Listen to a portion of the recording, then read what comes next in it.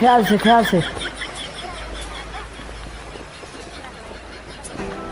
बस चाचा जी बस आगे बस डॉक्टर के पास आ गए। हौसला रखो, बस चाचा जी परेशान नहीं होने, हम आ गए हैं डॉक्टर बस के चाचा जी सबर सबर, थोड़ा सा सबर करें, आ गए हैं डॉक्टर पास। के भाई जी पास। डॉक्टर साहब कहाँ गए हैं? वो एक जनाजा पढ़ने गए हैं। मैं दवाई दे देता हूँ, कोई मसला नहीं है। हाँ आप भी काफी अरसे से डॉक्टर साहब के पास हो ना, अभी दवाई दे दो, चाचा जी की तबीयत बहुत खराब है। चाचा जी से तो उठा ही नहीं जा रहा, बहुत हालत बिगड़ी हुई है। ठीक है, मैं देख लेता हूँ, मुझे सब दवाइयों का पता है। वैसे जनाजा किसका था? सुबह भी आपने कहा था वो जनाजा पढ़ने गए हैं।